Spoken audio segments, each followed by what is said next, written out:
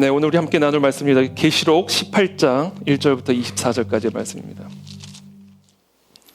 계시록 18장 1절부터 24절까지 우리 한 절씩 저 여러분들이 교독하겠습니다. 저부터 읽겠습니다. 이 일 후에 다른 천사가 하늘에서 내려오는 것을 보니 큰 권세를 가졌는데 그의 영광으로 땅이 환하여지더라. 큰 성 바벨론이여, 귀신의 처소와 각종 더러운 영이 모이는 곳과 각종 더럽고 가증한 새들이 모이는 곳이 되었도다. 그 음행의 진노의 포도주로 말미암아 만국이 무너졌으며 또 땅의 왕들이 그와 더불어 음행하였으며 땅의 상인들도 그 사치의 세력으로 치부하였도다 하더라. 또 내가 들으니 하늘로부터 다른 음성이 나서 이르되 내 백성아, 거기서 나와 그의 죄에 참여하지 말고 그가 받을 재앙들을 받지 말라. 그의 죄는 하늘에 사무쳤으며 하나님은 그의 불의한 일을 기억하신지라. 그가 준 그대로 그에게 주고 그의 행위대로 갑절을 갚아주고 그가 섞은 잔에도 갑절이나 섞어 그에게 주라. 그가 얼마나 자기를 영화롭게 하였으며 사치하였든지 그만큼 고통과 애통함으로 갚아주라. 그가 마음에 말하기를 나는 여왕으로 앉은 자요 과부가 아니라 결단코 애통함을 당하지 아니하리라 하니, 그러므로 하루 동안에 그 재앙들이 이르리 곧 사망과 애통함과 흉년이 그가 또한 불에 살라지리니 그를 심판하시는 주 하나님은 강하신 자이시. 그와 함께 음행하고 사치하던 땅의 왕들이 그가 불타는 연기를 보고 위하여 울고 가슴을 치며 그의 고통을 무서워하여 멀리 서서 이르되 화 있도다 화 있도다 큰 성 견고한 성 바벨론이여, 한 시간에 내 심판이 이르렀다 하리로다. 땅의 상인들이 그를 위하여 울고 애통하는 것은 다시 그들의 상품을 사는 자가 없음이라. 그 상품은 금과 은과 보석과 진주와 세마포와 자주 옷감과 비단과 붉은 옷감이요 각종 향목과 각종 상아 그릇이요 값진 나무와 구리와 철과 대리석으로 만든 각종 그릇이요 계피와 향료와 향과 향유와 유향과 포도주와 감람유와 고운 밀가루와 밀이요 소와 양과 말과 수레와 종들과 사람의 영혼들이라. 바벨론아, 내 영혼이 탐하던 과일이 내게서 떠났으며 마시는 것들과 빛난 것들이 다 없어졌으니 사람들이 결코 이것들을 다시 보지 못하리로다. 바벨론으로 말미암아 치부한 이 상품의 상인들이 그의 고통을 무서워하여 멀리 서서 울고 애통하여 이르되 화 있도다 화 있도다 큰 성이여, 세마포 옷과 자주 옷과 붉은 옷을 입고 금과 보석과 진주로 꾸민 것이 그러한 부가 한 시간에 망하였도다. 모든 선장과 각처를 다니는 선객들과 선원들과 바다에서 일하는 자들이 멀리 서서 그가 불타는 연기를 보고 외쳐 이르되 이 큰 성과 같은 성이 어디 있느냐 하며 티끌을 자기 머리에 뿌리고 울며 애통하여 외쳐 이르되 화 있도다 화 있도다 이 큰 성이여, 바다에서 배 부리는 모든 자들아, 너의 보배로운 상품으로 치부하였더니 한 시간에 망하였도다. 그로 말미암아 즐거워하라. 하나님이 너희를 위하여 그에게 심판을 행하셨음이라 하더라. 이에 한 힘센 천사가 큰 맷돌 같은 돌을 들어 바다에 던져 이르되 큰 성 바벨론이 이같이 비참하게 던져져 결코 다시 보이지 아니하리로다. 또 검은 곳 타는 자와 풍류하는 숭소 부는 자와 나팔 부는 자들의 소리가 결코 다시 내 안에서 들리지 아니하. 어떠한 새 공업자든지 결코 다시 내 안에서 보이지 아니하. 또 맷돌 소리가 결코 다시 내 안에서 들리지 아니하고 등불빛이 결코 다시 내 안에서 비치지 아니하고 신랑과 신부의 음성이 결코 다시 네 안에서 들리지 아니하리로다. 너의 상인들은 땅의 왕족들이라. 네 복술로 말미암아 만국이 미혹되었도다. 선지자들과 성도들과 및 땅 위에서 죽임을 당한 모든 자의 피가 그 성 중에서 발견되었느니라 하더라. 아멘.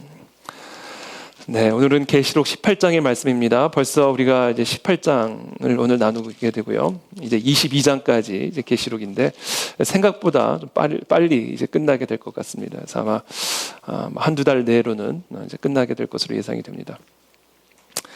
사실 쉽지 않은 책인데 끝까지 이렇게 잘 또 경청해 주시고 또 잘 또 또 이해해 주시고 따라와 주셔서 감사를 드립니다. 또 어떤 분들은 특별히 이제 교회 생활을 처음 하시는 분들, 또 성경을 아직은 잘 익숙하게 보지 못하시는 분들은 조금 어려운 그런 본문들이기도 했지만, 그러나 그와 상관없이 또 하나님의 은혜와 역사가 또 우리들의 심령 속에서 함께 하셨으리라 믿습니다. 오늘은 25번째 말씀입니다. 큰 성 바벨론에서 나오라 라는 제목을 가지고 함께 말씀 나누겠습니다. 계시록 18장은 17장과 함께 바벨론의 멸망에 대해서 다루고 있습니다. 17장에서는 음녀와 바벨론으로 상징되어지는 로마 제국의 자기 파괴적인 그런 모습을 다루고 있다면, 계시록 18장은 로마 제국의 멸망의 원인, 그리고 그 로마 제국의 멸망으로 인한 세상 사람들의 통곡과 애가를 함께 다루고 있습니다. 특별히 로마의 패망으로 인한 세상 사람들의 통곡과 애가는 이 세상에서 살아가는 그리스도인들이 그들의 소망과 기대를 이 세상에 두지 말고 오직 하나님의 나라에만 두어야 함을 아주 강력하게 역설을 하고 있습니다. 그래서 오늘 이 본문을 통해서 우리는 무엇을 들어야 하냐면, 물론 하나님의 메시지를 듣지만 무엇보다 우리가 들어야 할 소리는 세상 사람들의 통곡과 애곡 소리입니다. 이 통곡과 애곡 소리가 우리로 하여금 정신을 차리게 만드는 그런 은혜가 오늘 이 새벽에 있게 되기를 예수님의 이름으로 축복합니다. 먼저 하늘에서 한 천사가 내려와 로마의 운명에 대해서 다음과 같이 선언합니다. 이 일 후에 다른 천사가 하늘에서 내려오는 것을 보니 큰 권세를 가졌는데 그의 영광으로 땅이 환하여지더라. 힘찬 음성으로 외쳐 이르되 무너졌도다 무너졌도다 큰 성 바벨론이여, 귀신의 처소와 각종 더러운 영이 모이는 곳과 각종 더럽고 가증한 새들이 모이는 곳이 되었도다. 지금 이 환상은 바벨론의 패망을, 또는 로마 제국의 패망을 이미 기정사실로 선포하고 있죠. 무너졌도다 무너졌도다 큰 성 바벨론이여. 아직 무너지지 않은 그 바벨론 성을 향하여 무너졌다 무너졌다 외치고 있는 것을 보게 됩니다. 바벨론의 패망을 이미 기정사실로 확정시키고 있는 것이죠. 그러나 문제는 우리 눈앞에 보이는 바벨론의 힘과 위세는 너무나 강력하고 위대해 보인다는 사실입니다. 구약시대에 바벨론이 무너지게 될 거라고 생각했던 사람은 아무도 없었을 겁니다.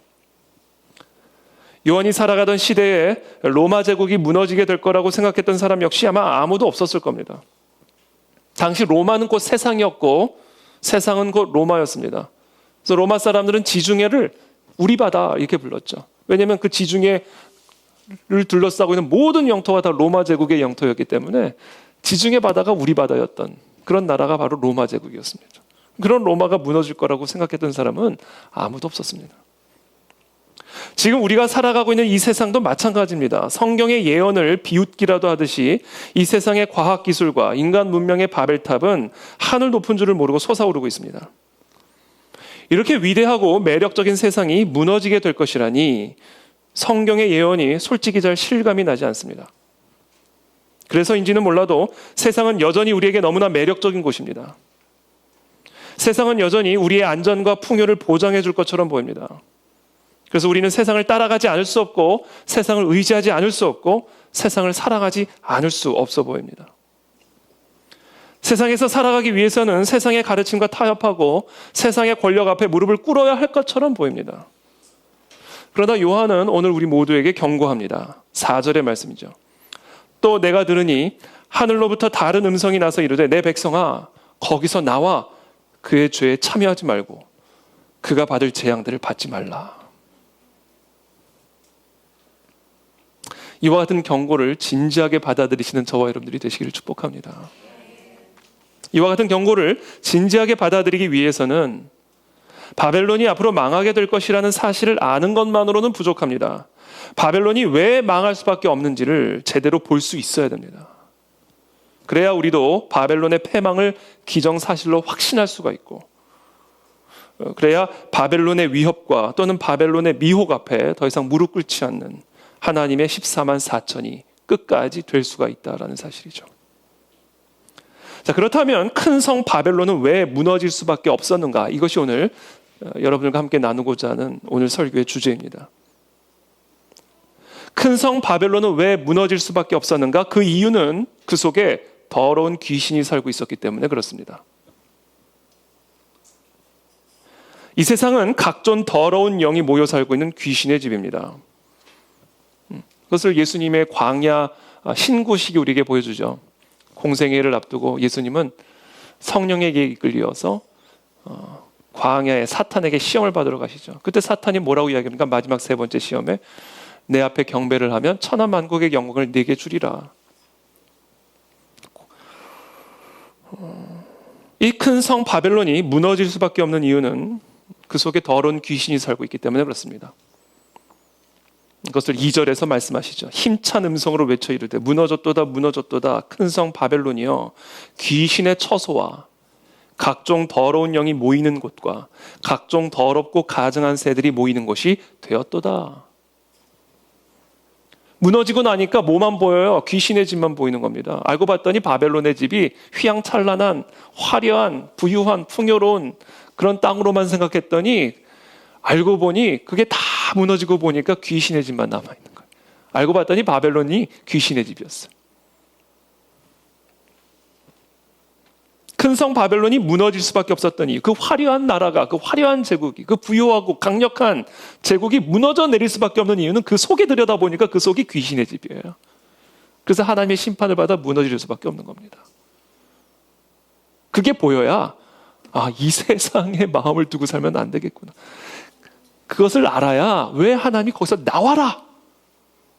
그래서 그들과 함께 심판을 받지 말라라고 호소하고 계시는지를 알 수가 있게 된다라는 거예요. 여러분, 우리가 살아가고 있는 이 세상은 귀신의 집입니다. 몽골 울란바토르 갔을 때 거기 울란바토르 사람들이 섬기는 신전을 제가 방문한 일이 있습니다. 일본에 방문했을 때 그 일본의 많은 신전을 방문한 일이 있습니다. 인도에 갔을 때 인도의 다신교 템플에 가본 적이 있습니다.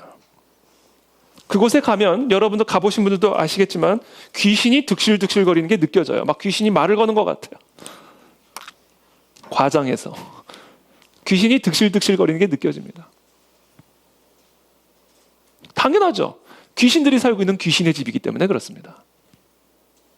그런데 제가 그 몽골 울란바토르 신전에서 만났던 그 귀신, 일본의 신전, 다신교, 인도의 다신교 템플에서 느꼈던 그 귀신을 제가 또 어디서 만났는지 아세요? 동일하게 뉴욕의 월스트리트에서 만났습니다. 세계 최고의 패션 도시라고 하는 프랑스 파리에 방문했을 때 동일하게 만났습니다.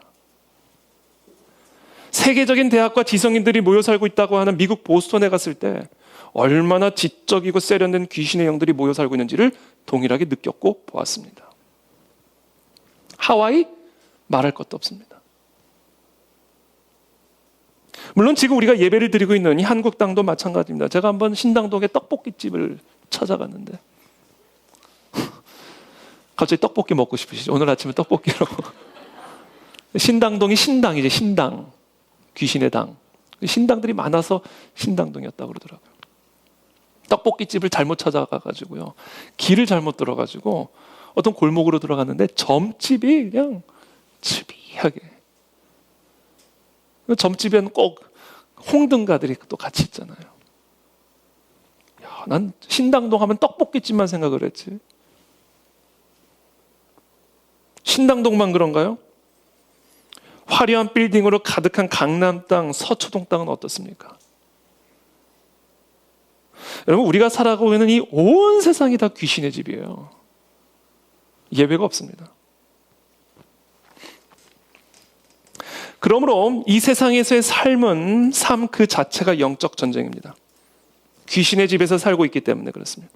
우리 모두는 아침마다 귀신의 집으로 출근하고 있고 귀신의 집으로 등교하고 있습니다. 그래서 이 세상에 살아가는 우리 모두는 영적인 군사가 되어야만 하는 겁니다. 왜냐하면 우리가 살아가는 이 온 세상이 다 귀신의 집이기 때문에 그래요. 그래서 이 세상에서의 삶은 삶 자체가 영적 전쟁입니다. 우리 그리스도인들에게 있어서. 귀신의 집에서 살고 있기 때문에 그래요.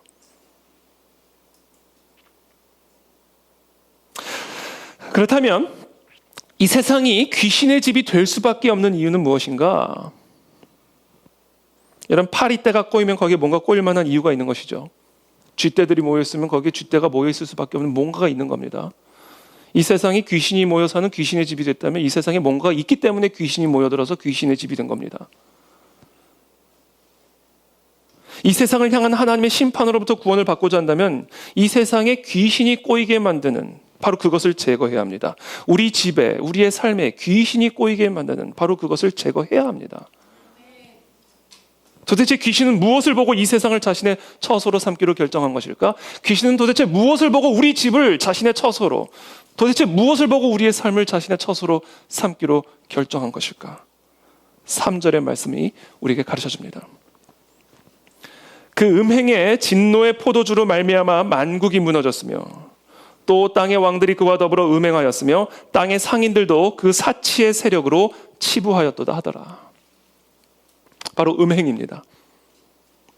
음행을 보고 귀신이 자신의 처소로 삼기로 결정한 겁니다. 만국이 무너질 수밖에 없었던 이유가 바로 이 세상의 음행 때문입니다. 오늘 계시록 18장에 하나님이 온 세상을 심판하시는 이유는 이 세상의 음행 때문입니다. 이 세상이 음행의 포도주에 취해 있기 때문에 이 세상은 귀신이 모여드는 귀신의 집이 될 수밖에 없고, 그래서 이 세상은 하나님의 심판을 받고 무너질 수밖에 없는 것이죠. 그렇다면 구체적으로 이 음행의 포도주는 무엇을 상징하는 것일까? 3절에서 이렇게 말하죠. 음행의 진노의 포도주로 말미암아 만국이 무너졌으며 또 땅의 왕들이 그와 더불어 음행하였으며 땅의 상인들도 그 사치의 세력으로 치부하였도다. 음행하는 세력들을 어떤 세력으로 지칭하고 있어요? 사치의 세력으로 지칭하고 있습니다. 오늘 본문에서 음행은 곧 사치를 의미합니다. 오늘 본문에 따르면 귀신은 이 땅에서 살아가는 사람들의 사치를 보고 이 세상을 자신의 처소로 삼기로 결정한 겁니다. 사치가 있는 곳에 사탄이 모여듭니다. 귀신은 이 세상의 왕들과 상인들의 사치를 보고 이 세상을 자신의 처소로 삼게 되었고, 그 결과로 하나님은 이 세상을 심판하기로 결정하시는 것입니다. 5절부터의 말씀이죠. 그의 죄는, 여기서 말하는 죄는 뭘까요? 사치죠. 사치의 죄는 하늘에 사무쳤으며 하나님은 그의 불의한 일을 기억하신지라. 그가 준 그대로 그에게 주고 그의 행위대로 갑절을 갚아주고 그가 섞은 잔에도 갑절이나 섞어 그에게 주라. 그가 얼마나 자기를 영화롭게 하였으며 사치하였든지 그만큼 고통과 애통함으로 갚아주라. 그가 마음에 말하기를 나는 여왕으로 앉은 자여 과부가 아니라 결단코 애통함을 당하지 아니하리라 하니, 그러므로 하루 동안에 그 재앙들이 이르리니 그 사망과 애통함과 흉년이라. 그가 또한 불에 살라지리니 그를 심판하시는 주 하나님은 강하신 자이심이라. 그와 함께 음행하고 사치하던 땅의 왕들이 그가 불타는 연기를 보고 위하여 울고 가슴을 치며 그의 고통을 무서워하여 멀리 서서 이르되 화이또다 화이또다 큰 성 견고한 성 바벨론이여 한 시간에 네 심판이 이르렀다 하리로다. 사치 때문에 망하는 겁니다. 귀신은 도대체 무엇을 보고 우리의 삶에, 우리의 가정에, 우리의 열방에 자신의 처소로 삼기로 선택한 것일까? 이 땅의 세상 사람들의 사치를 보고 이 세상을 자신의 처소로 삼기로 결정했다. 그래서 하나님은 이 세상을 한 시간 만에, 하루 동안에 완전히 패망시킬 것을 예언하고 예고하고 계시는 겁니다. 저와 여러분들의 삶에 사치가 떠나가게 되기를 축복합니다. 사치가 사탄을 부릅니다. 지난주에 저는 큰 성 바벨론을 상징하는 음녀를 이 세상을 지배하고 있는 경제 시스템 또는 경제 이데올로기로 해석했습니다. 특별히 사회주의 이데올로기는 사나운 짐승 위에 올라탄 음녀의 미혹이며, 마지막 때 교회와 성도는 이 음녀의 미혹에 빠져들지 않도록, 그래서 이 짐승의 이빨에 물리지 않도록 각별히 주의하고 깨어 있어야 한다는 말씀을 드리면서, 만약에 우리나라가 사회주의 국가가 된다면 그것은 분명히 하나님의 심판이라고 말씀을 드렸습니다. 그리고 그와 같은 이해를 돕기 위해서 제가 책 한 권을 소개해드렸죠. 예수는 사회주의자였을까? 제가 오늘 소개해드리고 싶은 책은 아직 출간되지는 않았지만, 그리고 아직 출간될 예정도 없지만, 예수는 사회주의자였을까에 이어서 후속 시리즈로 꼭 출간되어야 한다고 생각하는 책입니다. 그 책의 제목은 바로 예수는 자본주의자였을까? 지난주에는 큰 음료를 사회주의 이데올로기라는 관점에서 해석했다면 오늘은 그 동일한 음료를 자본주의 이데올로기 또는 자본주의적인 경제 시스템이라는 관점으로 해석하고자 합니다. 그와 같은 해석을 뒷받침하는 근거는 18장 9절부터 19절까지에 기록된 상인들과 뱃사람들의 애가입니다. 9절부터 한번 제가 쭉 읽어드릴게요. 그와 함께 음행하고 사치하던 땅의 왕들이 그가 불타는 연기를 보고 위하여 울고 가슴을 치며 그의 고통을 무서워하여 멀리 서서 이르되 화이또다 화이또다 큰 성 견고한 성 바벨론이여 한 시간에 네 심판이 이르렀다 하리로다. 땅의 상인들이 그를 위하여 울고 애통하는 것은 다시 그들의 상품을 사는 자가 없습니다.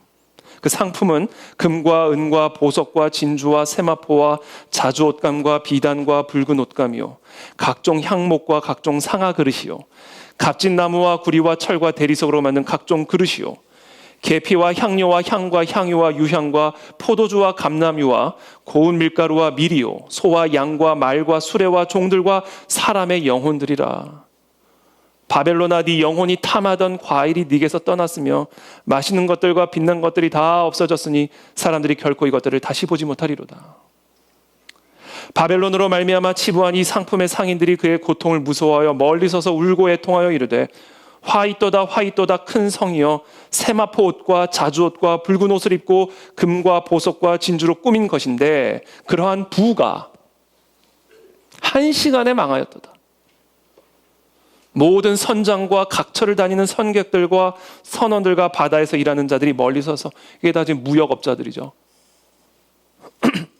그가 불타는 연기를 보고 외쳐 이르되 이 큰 성과 같은 성이 어디 있느냐 하며 티끌을 자기 머리에 뿌리고 울며 애통하여 외쳐 이르되 화이또다 화이또다 이 큰 성이여 바다에서 배 부리는 모든 자들이 너의 보배로운 상품으로 치부하였더니 한 시간에 망하였도다.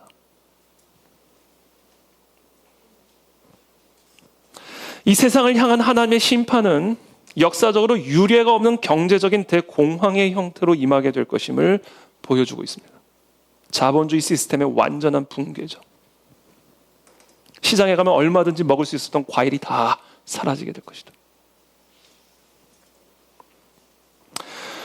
물론 요한 당시에는 사회주의 경제 시스템도 존재하지 않았고 자본주의 경제 시스템도 존재하지 않았습니다. 그래서 이 음료를 그와 같은 어떤 특정한 경제 시스템으로 해석하는 것이 좀 무리가 있어 보일 수도 있습니다. 그럼에도 불구하고 해 아래 새 것이 없다라는 관점에서 본다면 자본주의든 사회주의든 바벨론 제국이든 로마 제국이든 아니면 현대 사회든 다를 것은 하나도 없습니다. 특별히 계시록 17장, 18장이 우리에게 보여주고 있는 이 세상을 향한 하나님의 심판의 이유는 이 세상이 부요함과 사치라고 하는 음행의 포도주에 취해 있기 때문이에요. 예수님은 분명히 경고하셨죠. 하나님과 재물을 겸하여 섬길 수 없다. 사도 바울도 분명히 경고하셨습니다. 돈을 사랑하는 것이 만악의 뿌리다. 사회주의는 인간의 시기심을 자극하여 증오를 창조하지만 자본주의는 인간의 탐심을 자극하여 욕구를 창조합니다. 이 두 경제 시스템은 서로 다른 방법론을 가지고는 있지만 전부 다 돈을 숭배하는 세계관이요 돈을 숭배하게 하는 세계관입니다. 그런 의미에서 사회주의 이데올로기나 자본주의 이데올로기 모두 땅의 왕들과 백성들로 하여금 음행의 포도주에 취하게 만드는 음료의 실체로 해석할 수 있다는 것이죠. 그래서인지 사회주의든 자본주의든 그 사회는 결국 교회를 핍박하고 성도들을 핍박하게 되어 있습니다. 우리는 그것의 실체가 음료이요 사탄이기 때문에 그렇습니다. 그것이 18장 20절부터 쭉 설명이 되죠. 하늘과 성도들과 사도들과 선지자들아 그로 말미암아 즐거워하라. 하나님이 너희를 위하여 그에게 심판을 행하셨음이라 하더라. 자, 이 모든 이 세상에 대한 이 부에 대한 부자들에 대한 심판, 이 경제 대공황을 통한 이 심판이 성도들을 위한 것임을 말씀하고 계시죠. 그것은 바로 이와 같은 부, 자본주의 이데올로기 배후에 있는 이 사탄 마귀의 실체가 분명히 존재하고 있음을, 돈을 숭배하고 또 돈을 숭배하게 하는, 그래서 음행을 하게 하는 이 사탄 마귀의 실체, 영적인 실체가 바로 이 안에 있음을 우리에게 암시하고 있는 겁니다.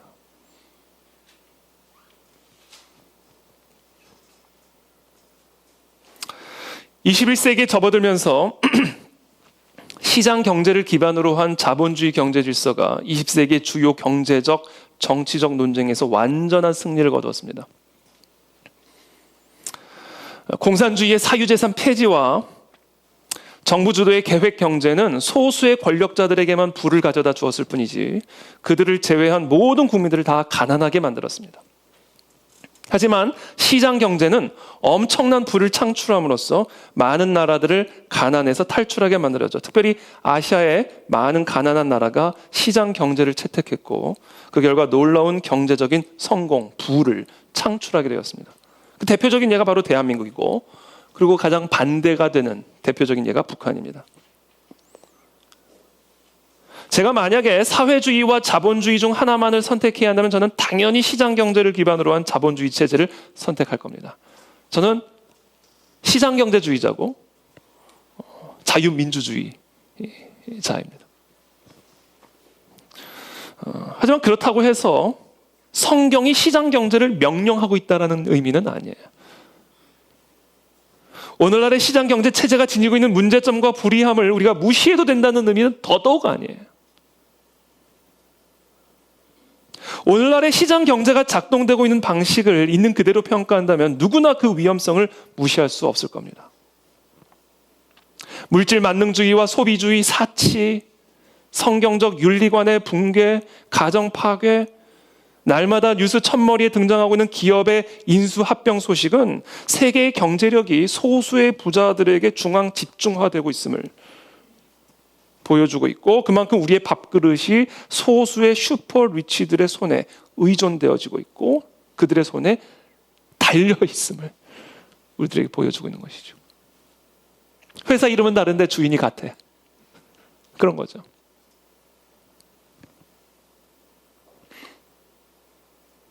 게다가 이제는 정부와 경제 운명 공동체가 되어져 가고 있는 느낌입니다. 정부의 어떤 특정 아젠다, 환경보호, 코로나 방지, 그러면 이제 제약회사가 그와 같은 정치적인 아젠다를 돕기 위해서 백신을 개발하면서 서로가 공모하는, 정부와 기업이, 국가 권력과 경제 권력이 경제 공동체가 되어져가는 그런 형국을 우리가 보게 되는 것이죠. 강력한 권력이 되는 것이죠. 그만큼 우리의 삶이 그들의 손에 의존적이 되어져 가고 있음을 우리는 보고 있습니다. 그게 얼마나 위험한 일입니까? 저는 분명히 자본주의 경제 체제가 우리가 지금 알고 있는 다른 어떤 체제보다도 더 좋다고 확신합니다. 그러나 정말로 그렇게 확신한다면 바로 그 때문에라도 우리는 시장 경제의 약점을 바로잡기 위해 애써야 됩니다. 그래야만 시장 경제가 주는 유익을 유지할 수 있기 때문에 그렇습니다. 그렇지 않으면 사회주의가 힘을 얻을 수밖에 없습니다. 공산주의가 태동한 게 뭐 때문입니까? 산업혁명 때문 아니에요? 산업혁명을 통해서 어마어마한 부를 창출했지만 그 부를 창출함과 동시에 소외된 소외계층이 그들의 마음 안에 분노와 증오가 잉태되면서 공산주의 사상이 싹트게 된 것 아니겠습니까? 자본주의에 대한 무한적인 신뢰와 맹목적인 추종만으로는 자본주의를 지켜낼 수가 없습니다. 우리 사회에 불어닥치고 있는 이 사회주의 광풍은 우리가 자본주의의 약점을 정직하게 인정하고 그 약점을 보완하기 위해 노력하지 않은 결과이기도 하다는 사실을 우리가 겸손하게 인정해야 됩니다. 만약 우리가 자본주의가 가져다준 부유에 취해서 가난하고 소외된 계층을 돌보고 구제하는 일을 등한시한다면 우리는 어떻게 될까? 하나님의 심판을 받게 될 겁니다. 사회주의 혁명을 통해서 심판하실 수도 있고 세계 경제 질서를 붕괴시키는 경제 공황을 통해서도 심판하실 수 있고 아니면 이 온 세상의 부를 독점하고 있는 어떤 그 누군가에 의해서 우리를 심판하실 수도 있고 오늘 본문은 가난한 자와 소외된 자들을 돌보지 않고 자신의 부유함과 사치에 취해 살아가고 있는 이 세상 사람들에게 유례 없는 경제적인 대공황이 불어닥치게 될 것을 예고하고 계십니다. 그 내막을 한번 좀 깊이 오늘 좀 들여다보기를 원하는 것이죠. 아까도 말씀드렸지만 사회주의는 분노를 창조하라 말합니다. 그러나 자본주의는 욕구를 창조하라 말하죠. 사회주의는 가진 자들에 대한 분노를 창조하기 위해 선동이라는 무기를 사용하지만 자본주의는 가진 자들에게 더 갖고자 하는 욕구를 창조하기 위해 광고라는 무기를 사용합니다. 광고의 1차적인 목적은 정보를 제공하는 게 아니라 욕구를 창출하는 겁니다. 홈쇼핑 프로 한싱 한번 보면 없던 욕구도 막 살아납니다. 그래서 광고주들은 우리 모든 인간들이 갖고 있는 이 내면의 강력한 갈망과 갈증을 깊이 파고 들어갑니다. 되게 영적이죠. 그리고 그 갈망과 갈증을 해소시키기 위해서는 자신들이 팔고자 하는 그 물건이 있어야만 한다고 기만합니다. 취직하고 싶은가? 그렇다면 제대로 된 향수를 써라. 이렇게 되는 거예요. 결혼하고 싶은가? 차부터 바꿔라. 우리를 두통에서 건져내주는 구원자는 하나님이 아니에요. 펜젤이지. 돈이 필요할 때 우리의 필요를 공급해주는 분은 하나님이 아닙니다. 하나은행입니다. 광고주들이 파는 물건들은 우리도 모르는 사이에 전지전능하신 우리의 구원자의 자리에 등극해 계시는 것이죠. 그래서 18장 7절에 보면 그런 아주 교만한 모습, 하나님의 자리, 구원자의 자리, 메시아의 자리에 등극한 이 세상의 모습을 우리에게 보여주죠. 그가 얼마나 자기를 영화롭게 하였으며 7절에 사치하였든지 그만큼 고통과 애통함으로 갚아주라. 그가 마음에 말하기를 나는 여왕으로 앉은 자요 과부가 아니라 결단코 애통함을 당하지 아니하리라. 누가 나를 쓰러뜨리겠어? 스스로 구원자의 자리에 등극한 만몬의 모습, 만몬의 영에 사로잡힌 이 땅의 세상 사람들의 모습을 우리에게 보여주고 있는 것이죠. 자본주의 시스템 안에서 광고는 자본주의 사회가 굴러갈 수 있도록 만들어주는 강력한 동인이고 그 구체적인 방법은 사람들의 마음 안에 더 많은 것을 갖고 더 좋은 것을 소유하고자 하는 욕구를 창조하는 것입니다. 그렇게 되면요, 어떤 상태가 우리가 되냐면 우리는 그 욕구에 눈이 멀게 될 뿐만 아니라 다른 사람들의 필요와 처지에 관심을 기울이기가 어려워집니다. 아까도 말씀드렸지만 홈쇼핑 한번 보고 나면 세상에서 가장 큰 필요가 있는 사람은 언제나 항상 나 자신이 됩니다. 그와 같은 사람들의 눈에 가난하고 소외된 자들이 들어올 리가 만무합니다. 심정적으로는 딱하게 생각할 수는 있어요. 그러나 현실적으로는 내가 이 세상 그 누구보다도 더 딱한 존재가 항상 되어 있습니다. 한마디로 사람들의 마음 안에 욕구를 창조하여 굴러가게 하는 이 자본주의 시스템은 나 자신의 욕구와 나 자신의 필요만을 보게 할 뿐이지 내 옆에 가난하고 소외된 자들에 대해서는 눈이 멀게 만들어버리는 것이죠. 그래서 그들의 사치가 불의한 일이 되는 겁니다. 그래서 그 사치 때문에 귀신이 있고 있는 것이고 하나님의 심판이 임할 수밖에 없는 것이죠. 배고픈 자를 먹이는 일보다 당장 내 차를 바꾸는 일이 언제나 더 우선시됩니다. 그 사람이 특별히 나빠서가 아니에요. 눈이 멀어 있기 때문에 그런 거예요. 남의 필요를 채우기보다 당장 내 필요를 채우는 일이 항상 우선시됩니다. 그 사람이 특별히 못된 사람이어서가 아니에요. 자본주의 시스템 안에서는 우리가 그렇게 눈이 멀게 된다.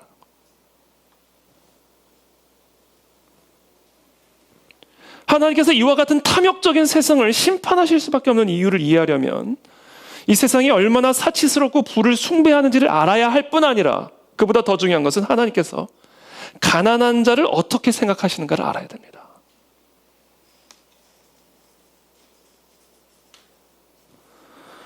성경은 우리가 종종 간과하는 한 가지 가르침을 우리에게 분명하게 반복해서 가르쳐 주십니다. 하나님께서는 하나님 자신의 성품과 뜻을 이 세상 속에서 계시하시기 위해서, 하나님 자신을 이 땅에 계시하시기 위해서 역사 속에 개입하실 때마다 언제나 예외 없이 항상 가난한 사람들과 억눌린 사람들을 해방하기 위해서 개입하셨다는 사실, 이 하나님이 역사 속에 간섭하셔서 하나님 자신을 계시하실 때 예외 없이 하셨던 일입니다. 가난한 자들과 억압받는 자들을 구원하기 위해서 세상 역사 속에 간섭하고 개입하십니다. 첫 번째, 그것을 가르쳐주는 사건이 있죠. 출애굽 사건. 출애굽기 3장 7절에서 8절의 말씀입니다. 내가 애굽에 있는 내 백성의 고통을 분명히 보고 그들이 그들의 감독자로 말미암아 부르짖음을 듣고 그 근심을 알고 내가 내려가서 그들을 애굽인의 손에서 건져내고. 하나님이 이스라엘 백성들을 건져내기로 결단한 이유가 뭐예요? 그들의 감독자로 말미암아 부르짖음을 내가 듣고 그들의 고통을 보고 내가 내려가 이 이스라엘 역사 속에 간섭하고 개입하기로 결정하신 겁니다. 물론 억눌린 히브리 노예들을 해방하는 것이 하나님의 이 출애굽 역사의 유일한 목적은 아니었습니다. 하나님은 아브라함과 이삭과 야곱과 맺은 언약 때문에 간섭하고 개입하셨습니다. 하나님은 이스라엘 백성들을 하나님의 백성으로 삼기 위해 개입하셨습니다. 자, 이 모든 일들이 출애굽을 일으키신 하나님의 뜻과 섭리 가운데 있습니다. 그러나 그 중에서 우리가 생략하거나 간과하거나 빼먹으면 안 되는 일은 가난하고 억압받고 억눌린 이스라엘 백성들을 해방시키는 것이 바로 이 출애굽 역사의 목적 중에 아주 중요한 목적이었다라는 사실이죠. 우리는 하나님 나라를 세우는 것, 아브라함과 이삭의 언약을 성취하기 위한 것으로만 생각하죠. 우리는 성경을 보는 눈이 이게 애꾸 눈인 경우들이 많이 있죠. 그러나 출애굽 사건은 우리에게 분명히 말씀하십니다. 내가 그들의 고통을 보고 내려간다. 내가 그들의 울부짖음을 듣고 내가 내려간다. 출애굽기 6장 5절부터 말씀하십니다. 이제 애굽 사람이 종으로 삼은 이스라엘 자손의 신음소리를 내가 듣고 나의 언약을 기억하노라. 그러므로 이스라엘 자손에게 말하기를 나는 여호와라. 내가 애굽 사람의 무거운 짐 밑에서 너희를 빼내며 그들의 노역에서 너희를 건지며 편 팔과 여러 큰 심판들로서 너희를 속량하여 너희를 내 백성으로 삼고 나는 너희의 하나님이 되리니 나는 애굽 사람의 무거운 짐 밑에서 너희를 빼낸 너희의 하나님 여호와인 줄 너희가 알지라. 나는 네가 나를 어떠한 하나님으로 알기를 원하느냐면 애굽의 그 압제와 그 가난에서부터 건져내준 하나님으로 네가 알게 되기를 원한다. 나는 그렇게 너에게 알려지기를 원한다.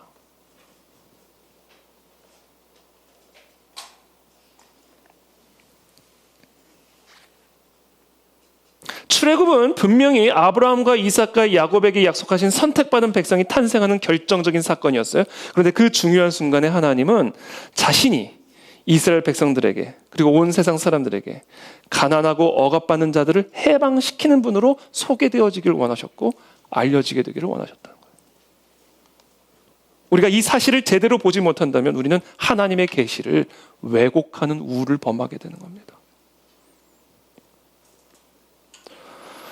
이와 같은 사실을 또 우리에게 가르쳐주는 이스라엘의 역사적 사건, 이스라엘의 패망, 유배 생활입니다. 하나님은 이스라엘을 애굽에서 불러내시고 시내산에서 언약을 맺으셨죠. 하나님의 언약 백성으로서. 그 언약의 핵심은 하나님의 율법에 순종하면 축복을, 불순종하면 저주를 부으실 것이라는 언약이었습니다. 이스라엘은 그 언약의 율법에 순종하지 않았습니다. 그러자 하나님은 이스라엘을 패망시키고 그들을 포로로 끌려가게 하십니다. 선지자들의 메시지에 따르면 하나님께서 이스라엘을 저주하시고 심판하신 이유는 단순히 그들의 우상 숭배 때문만은 아니었습니다. 선지자들의 메시지를 들어보면 이스라엘이 가난한 자들을 학대했기 때문이라는 사실을 우리에게 분명하게 말씀하십니다. 물론 말씀드린 것처럼 우상 숭배 때문에 하나님은 이스라엘 백성들을 심판하셨어요. 그러나 그게 전부가 아니에요. 그들의 경제적인 착취와 탐욕과 사치 때문에 그들이 패망당할 수밖에 없었고 포로로 끌려갈 수밖에 없었음을 분명하게 선지자의 메시지를 통해서 우리에게 전달하고 계십니다. 기원전 8세기 중엽은 솔로몬 시대 이래로 유례없는 정치적인 성공과 경제적인 번영을 누리던 시대였습니다. 그러나 하나님 바로 그때에 선지자 아모스를 보내서 북왕국 이스라엘이 멸망당할 것이라는 소식을 선포하게 하셨어요. 아모스서 6장 1절입니다. 화 있을진저 시온에서 교만한 자와 사마리아 산에서 마음이 든든한 자 곧 백성들의 머리인 지도자들이여 이스라엘 집이 그들을 따르는도다. 그러면서 그들이 당하게 될 화에 대해서 다음과 같이 말씀하십니다. 너희는 흉한 날이 멀다 하여 포악한 자리로 가까워지게 하고 상하상에 누우며 침상에서 기지개 켜며 양떼에서 어린 양과 우리에서 송아지를 잡아서 먹고 비파 소리에 맞추어 노래를 지절거리며 다윗처럼 자기를 위하여 악기를 제조하며 대접으로 포도주를 마시며 귀한 기름을 몸에 바르면서 요셉의 환난에 대하여는 근심하지 아니하는 자로다. 사치 때문에 망한 겁니다.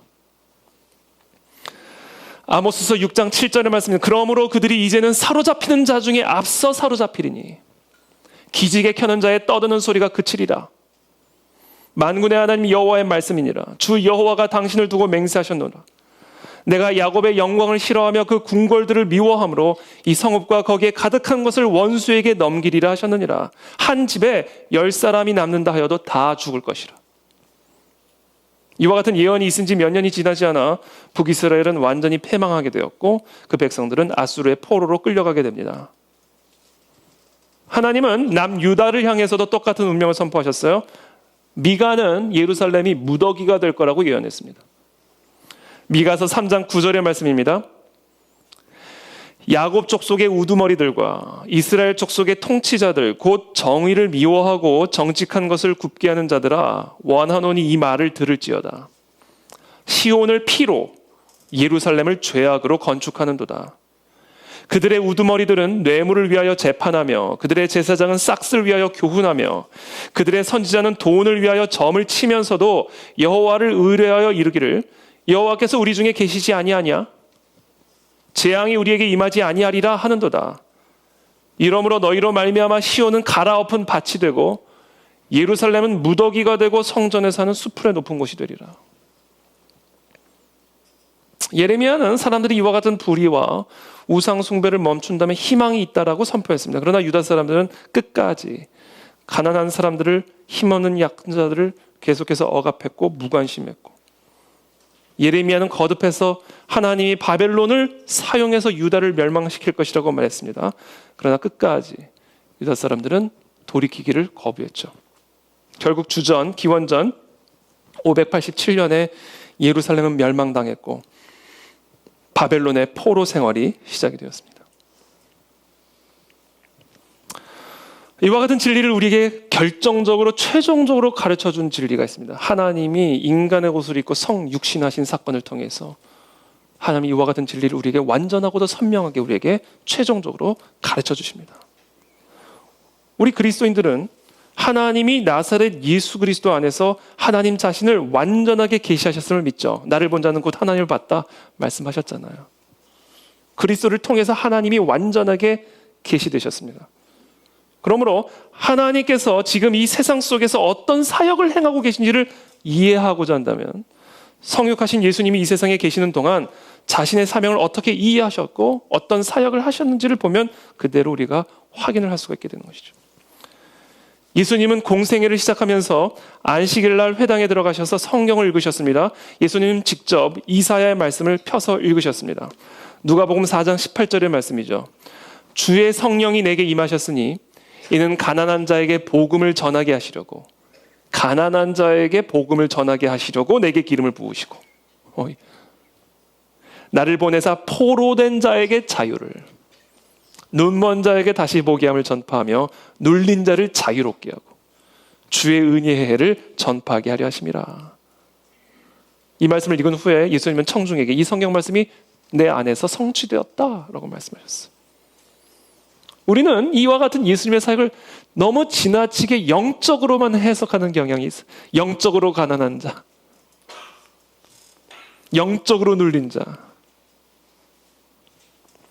우리는 모든 이와 같은 예수님의 사역과 예수님의 사명을 지나치게 영적으로만 해석함으로써 우리가 감당해야 할 물질적인 책임을 회피하려고 하는 경향이 있습니다.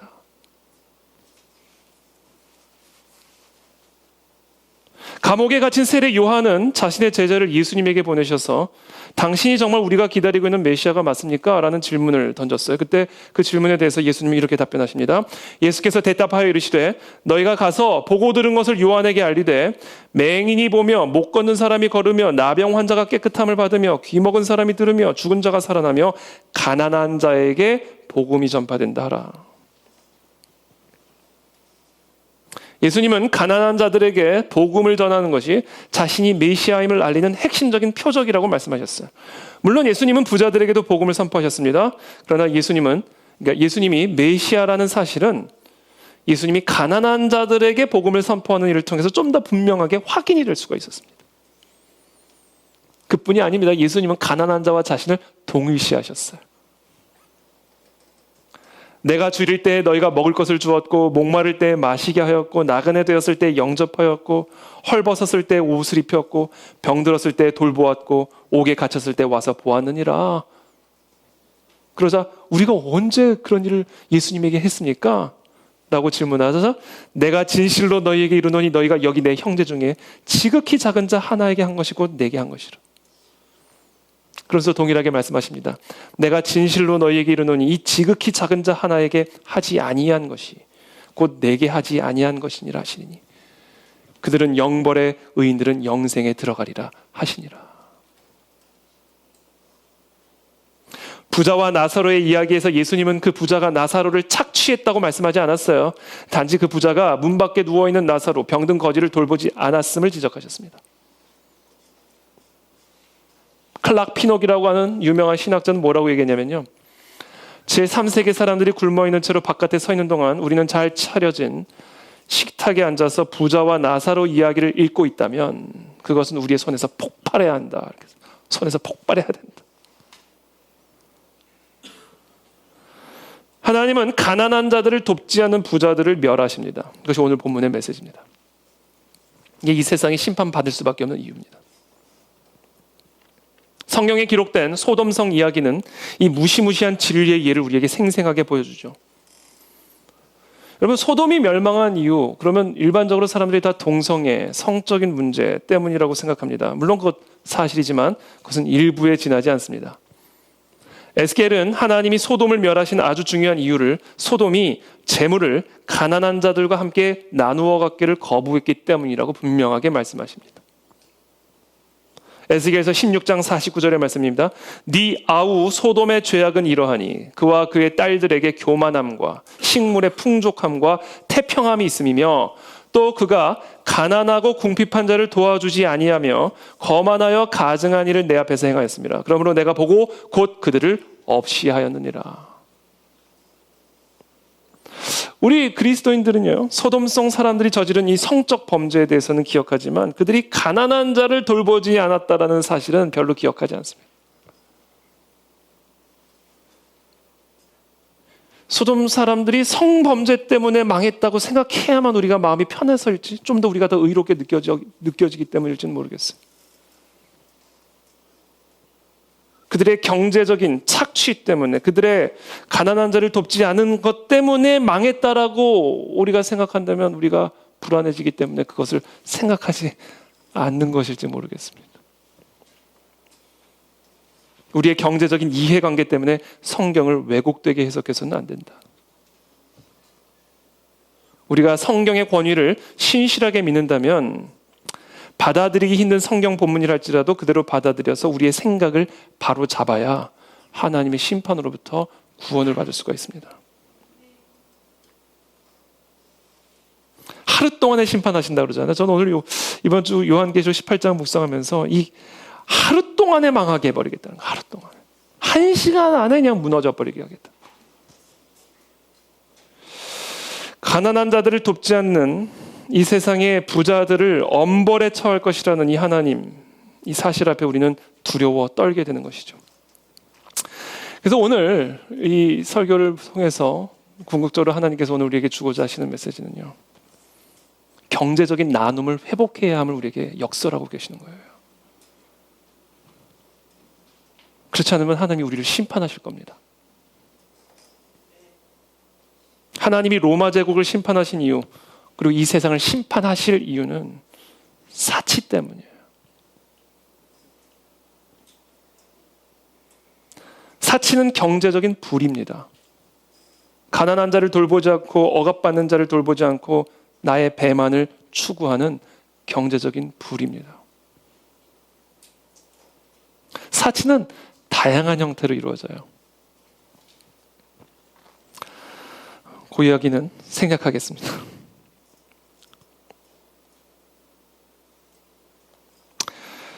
그래서 오늘 계시록 18장 4절의 말씀을 우리에게 이렇게 얘기합니다. 또 내가 들으니 하늘로부터 다른 음성이 나서 이르되 내 백성아 거기서 나와 그의 죄에 참여하지 말고 그가 받을 재앙들을 받지 말라. 거기서 나와라. 이 세상의 이 모든 흐름으로부터 나와라. 이 세상의 모든 가치관과 이 미혹과 이 기만에서부터 다 빠져나와라. 거기서 나와 참여하지 말고 재앙들을 받지 말라. 이게 4절의 요약입니다. 거기서 나와 참여하지 말고 재앙을 받지 말라. 이 세상의 흐름, 이 탐욕, 이 기만으로부터 나와 재앙을 받지 마라. 말씀하시는 거예요. 그것으로 나오기 위해서 우리는 무엇으로부터 나와야 되는가? 내 재산은 내 거다라는 생각에서부터 나와야 됩니다.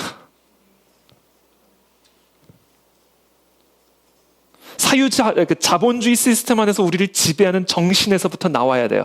자본주의 시스템 안에서 우리를 지배하는 정신이 있습니다. 이게 뭐냐면 사유재산은 내 거다. 사유재산은 당연히 인정받아야 돼요. 성경은 사유재산을 존중합니다. 10계명 도둑질하지 말라. 사유재산을 인정하는 거예요. 사유재산을 인정하니까 도둑질하지 말라 그러죠. 초대교회 사람들은 다 자기 소유를 팔아서 필요를 따라 나눠줬어요. 아나니아와 삽비라 나눠주기 원치 않았으면 안 나눠주면 되는 거예요. 근데 나눠주지도 않으면서 나눠줬다고 이 얘기를 하니까 죽은 거예요. 성경은 사유재산을 인정하고 부정하지 않아요. 그러나 절대적인 권한으로 보지는 않습니다. 왜냐하면 온 세상의 모든 것은 누구 것? 하나님 것이기 때문에. 우리는 엄밀하게 말하면 사용 권한을 가지고 있는 것이지 소유권을 갖고 있는 존재는 아닙니다. 그러나 로마법에 따르면 달랐어요. 로마법에 따르면 개인의 소유권은 절대적인 자연권이에요. 개인의 소유권을 무조건적이고 배타적인 권한으로 정의를 했어요. 다른 사람들의 뜻과 상관없이 소유자가 원하는 대로 자기 재산을 마음대로 사용할 권리가 있었다고 생각해서 이게 로마 정신입니다. 거기서부터 나와야 된다는 얘기예요.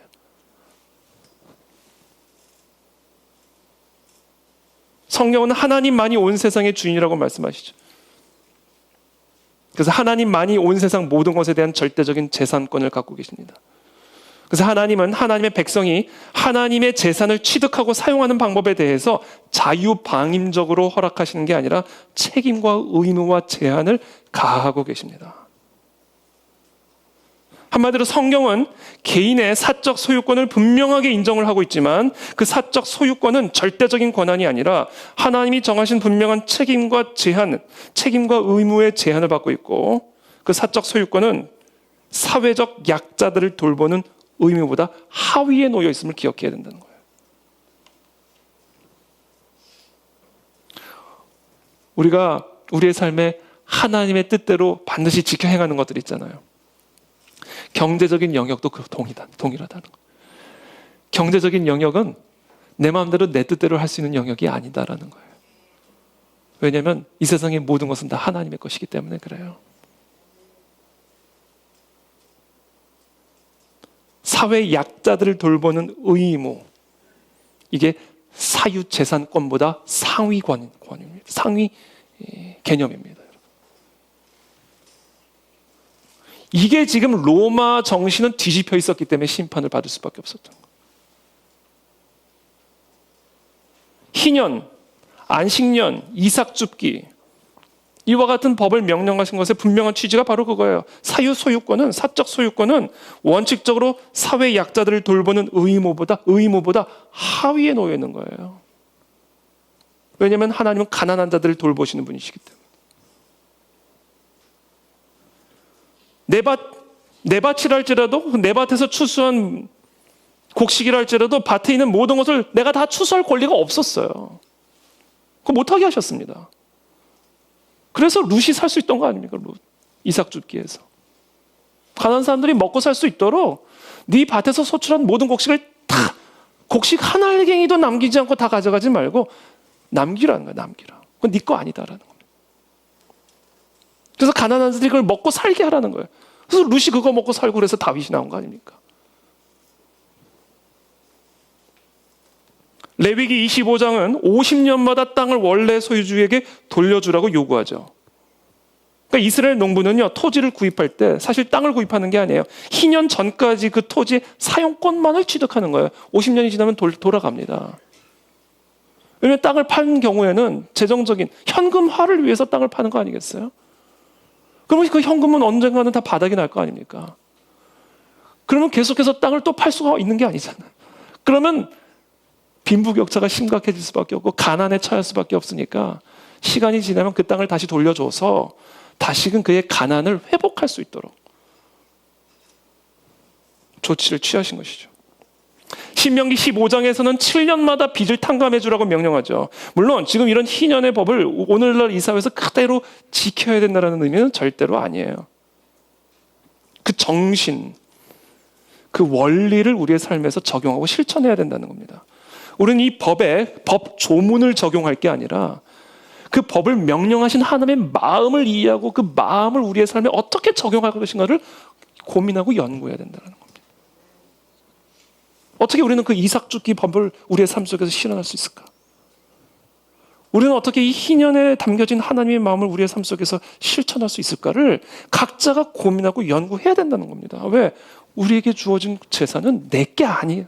하나님 것이기 때문에 이 내게 주어진 이 재산을 가지고 어떻게 하나님의 마음과 합한 가난한 자들을 돌보는 일에 쓸 수 있을지를 각자의 삶에 치열하게 연구하고 고민해야 돼요. 왜? 이거는 살고 죽는 문제이기 때문에 그래요. 1시간 안에 망하게 하실 수 있다니까요, 하나님이.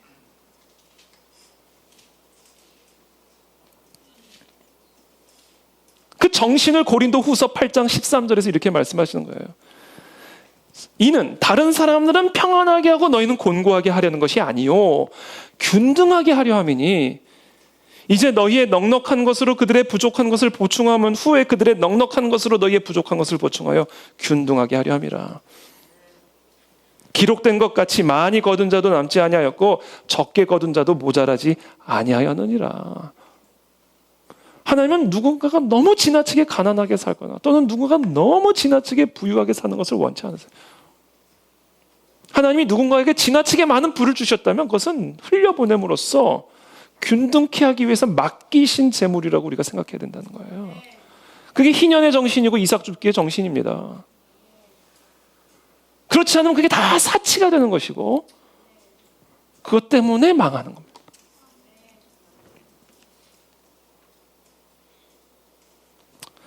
신명기 14장 28절의 말씀입니다. 매 3년 끝에 그해 소산의 10분의 1을 그해 소산의 10분의 1을 다 내어 네 성읍에 저축하여 너희 중에 분깃이나 기업이 없는 레위인과 네 성 중에 거류하는 객과 및 고아와 과부들이 와서 먹고 배부르게 하라.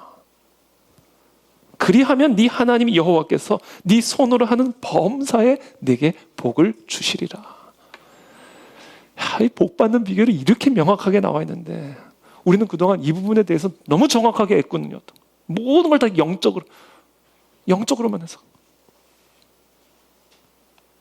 오늘 이 계시록 18장은 그 애꾸눈에 가려진 막을 확 벗겨냄으로써 지금 우리가 뭐를 잘못하고 있는지 우리가 지금 무엇 때문에 망하게 됐는지를 선명하게 보여주고 있는 겁니다. 그래서 저는 이번 계시록 18장을 쭉 묵상하면서 이번 한 주간 요시야가 성전 개혁을 할 때 율법책을 발견하잖아요. 성전을 이제 수리를 하는데 성전 수리를 하다가 율법책을 발견한다고요. 율법책을 보고는 야, 지금 우리 이제 망하게 됐구나. 지금 우리가 이 하나님이 주신 율법과 완전히 지금 이탈해 있음을 보게 된 거예요, 요시야가. 야, 이래서 내가 지금 망하게 됐던 것이구나. 이걸 깨달은 겁니다. 그래서 완전한 성전 개혁을 시작하죠. 율법을 기준으로. 저는 이번 계시록 18장을 보면서 이 요시야의 계몽이 제 안에서도 일어난 것 같아요. 요시야에게 임했던 계몽이 저와 여러분들 모두에게 임하게 되길 축복합니다. 사치 때문에 망하게 되었다는 거예요. 사치 때문에. 가난한 자들을 돌보지 않고 나만을 돌본 이 욕구, 욕망, 탐심 때문에 하나님이 이 세상의 모든 경제 시스템을 1시간 안에 붕괴시키겠다. 그래서 우리가 돌이키지 않으면 정말로 망합니다. 누구를 통해서든지, 사회주의자를 통해서든지, 아니면 우리의 밥그릇을 쥐고 있는 소수의 슈퍼 엘리트 계급을 통해서든지, 뭐 자연 재난을 통해서든지. 여러분, 이 경제 대공황 닥치면요, 코로나는 유도 아니에요. 여러분, 정말 이거 두렵고 떨림으로 여기 계신 우리 그 안에 진리교회 성도들부터라도 경제적인 회심이 일어나게 되길 축복합니다. 경제적인 나눔들이 일어나게 되길 축복합니다. 그래서 제가 이번 한 주간 이제 말씀을 맺을 텐데요. 그래서 제가 이번 한 주간 기도하면서 저는 제 특징이요, 결단하면 꼭 얘기를 해야 돼요. 그래야 속이 시원해. 그래 뭔가 마무리가 되는 것 같아. 사실 제 아내랑 저희가 오랜 시간 동안 수입의 10분의 1은 항상 오늘 말씀하신 것처럼 10분의 1은 항상 구제 재정으로 완전히 떼어놨었거든요. 근데 어느 순간부터 나도 모르게, 우리도 모르게 그게 그 뚝이 허물어져 버린 거예요. 쓸 일들이 많아지고, 쓰다 보니까 쓸 일들은 더 많아지는 거죠. 뭐 여러 가지 합리적인 이유죠. 꼭 필요한데 다 쓰는 거죠. 필요한데 다 쓰는 거죠. 근데 어느 순간부터 우리가 원칙으로 여겼던 내가 받은 수입의 10분의 1은 하나님 거, 그 중에 10분의 1은 가난한 자들의 것으로 정확하게 그 몫을 분배를 했었는데, 어느 순간 이 하나님 거는 당연히 이거는 건들릴 수 없는 거지만, 이게 가난한 자들의 몫을 제가 탈취하고 있었음을 이번 한 주간 하나님께서 다시 한번 아주 강력하게 제 마음을 찔러주셨어요. 그래서 제가 결단을 했습니다. 하나님, 다시 그거 회복하겠습니다. 그래서 제 10분의 1은 무조건 이거는 내 돈은 아닌 걸로 결단을 하고, 어디에 구제를 할지도 결정했어요. 그래서 저는 자동이체로 그냥 걸어놓기로 결정을 했어요. 자동이체로. 그래서 이거는 그거는 하나님 목, 가난한 자 목. 그때 분명히 약속하셨잖아요. 범사에 네게 복을 주시리라. 범사에 복을 받고 싶으시면요, 여러분들 그렇게 하십시오. 복을 받는 데는 다 이유가 있는 겁니다. 바꿔 말하면 복을 받지 못하는 이유에도 다 이유가 있는 겁니다. 하나님은 분명히 복 받는 법을 가르쳐 주셨고, 저주 받는 이유를 오늘 계시록 18장을 통해서 우리에게 분명하게 말씀해 주셨습니다. 그래서 가서 행하시는, 또 결단하시는 저와 여러분들이 다 되시기를 예수님의 이름으로 축복합니다. 함께 기도하겠습니다.